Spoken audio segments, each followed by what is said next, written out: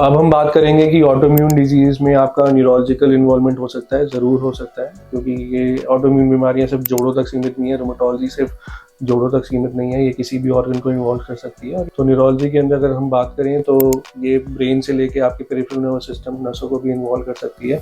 तो अगर हम धीरे धीरे बात करें तो इसमें अगर ब्रेन में इन्फेक्ट हो जाता है, अगर कोई क्लॉट बन जाता है, तो वो भी ऑटोइम्यून बीमारियों में होता है, जैसे कि एंटीफॉस्फोलिपिड सिंड्रोम हो गया, फिर बेशे सिंड्रोम हो गया, फिर एसएलई करके बीमारियां हो गई। तो इसके अंदर ये चीज़ें हो सकती हैं। तो एकदम से जो है आपका ब्लड क्लॉट हो जाता है, जो आपकी आर्टरीज होती हैं, मेजर आर्टरीज जो ब्रेन को सप्लाई करती हैं, उसके अंदर क्लॉट बन जाता है और पेशेंट को एकदम से स्ट्रोक हो जाता है। दूसरा सिम्टम हो सकता है वो सीजर्स हो सकते हैं, पेशेंट को मल्टीपल सीजर्स आ सकते हैं, जो लूपस जैसी बीमारियों में बहुत देखा जाता है। तो इसके अंदर जो है पेशेंट को मल्टीपल सीजर्स भी आ सकते हैं, और ये भी एक ऑटोइम्यून पार्ट हो सकता है जो एक लूपस की बीमारी के अंदर हो सकता है।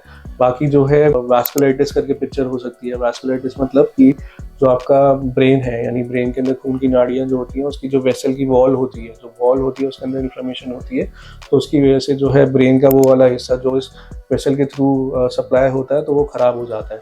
तो जैसे बेशे करके डिजीज़ होता है, बेशे डिजीज़ के अंदर मुंह में छाले आना, पेशाब के रास्ते छाले आना, ये सब होता है। लेकिन वो दिमाग के किसी भी हिस्से को इन्वॉल्व कर सकता है, आपकी ब्रेन स्टेम को इन्वॉल्व कर सकता है। तो जिसकी वजह से आपको स्ट्रोक आ सकता है, आपको इम्बैलेंस हो सकता है, आप गिर सकते हो, आपको ऐसा भी हो सकता है कि आपका यूरिन अपने आप निकलने लग जाए, क्योंकि वो जो ब्रेन का कंट्रोल होता है वो बंद होने लग जाता है। आप गिरने लग सकते हो एक साइड पे। तो ये सारे सिम्टम्स आ सकते हैं।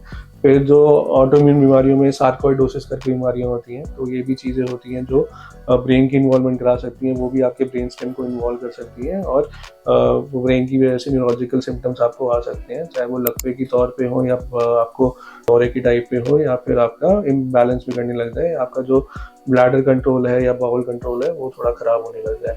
फिर उसी के साथ जो बीमारियां होती हैं, एंटीफॉस्फोलिपिड सिंड्रोम हो गया। एंटीफॉस्फोलिपिड सिंड्रोम जो होता है वो कॉर्टिकल वीनस थ्रोम्बोसिस कराता है। जो वेन्स होती हैं उसके अंदर थ्रोम्बोसिस हो जाता है, तो पेशेंट को हेडेक्स होना, फिर जो क्लॉटिंग की वजह से कई बार सीजर्स हो जाना, कई बार लकवा मार जाना, ये सारी चीज़ें होती हैं। तो ये भी एक ऑटोइम्यून प्रॉब्लम है। फिर उसके बाद आती है आपकी स्पाइनल कॉर्ड। स्पाइनल कॉर्ड जो है ये इसको भी इन्वॉल्व करता है। स्पाइनल कॉर्ड के अंदर ये ट्रांसवर्स मेलाइटिस करा सकता है। ट्रांसवर्स मेलाइटिस यानी कि जो स्पाइनल कॉर्ड के अंदर होता है उसके अंदर एडिमा हो सकता है। एडिमा की वजह से क्या होता है कि आपको कई बार ये लकवा मार जाता है। आपके अगर यहाँ पे ट्रांसवर्स मेलाइटिस होता है तो एकदम से जो है आपके हाथ पैर काम करना बंद कर जाते हैं। अगर आपकी थोरैसिक स्पाइन में ट्रांसवर्स मेलाइटिस है तो नीचे वाला हिस्सा जो होता है पैर का, वो इफेक्ट होने लग जाता है। तो एकदम से पावर का चली जाती है, यूरिन का कंट्रोल चला जाता है, पावर का कंट्रोल चला जाता है।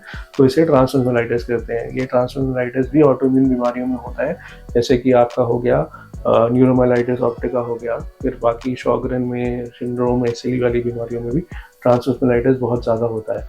फिर आते हैं पेरिफेरल नर्वस सिस्टम के अंदर। पेरिफेरल नर्वस सिस्टम के अंदर ये नसों को भी इन्वॉल्व कर सकता है, जैसे रूमेटॉइड आर्थराइटिस जैसी बीमारियां कार्पल टनल सिंड्रोम करा सकती हैं। ठीक है। फिर मोनोनेराइटिस मल्टीप्लेक्सा होता है। मोनोनेराइटिस मल्टीप्लेक्सा का ये मतलब है कि मल्टीपल नसें हर जगह की इन्वॉल्व हो जाती हैं। जैसे आपका एक साइड का रिस्ट ड्रॉप हो जाता है, हाथ उठता ही नहीं है, तो हाथ ऐसे ही रह जाता है, और हाथ उठता नहीं है तो उसमें पैरालाइज हो जाता है, क्योंकि आपका जो रेडियल नर्व है वो इन्वॉल्व हो जाती है। कई बार जो है दूसरी साइड का फुट ड्रॉप हो जाता है। ठीक है। जो पैर है वो लटका रह जाता है, तो पैर उठाने में दिक्कत होने लग जाती है। तो ये मोनोनेराइटिस मल्टीप्लेक्सा होता है। ये भी एक ऑटोइम्यून कंडीशंस की वजह से होता है।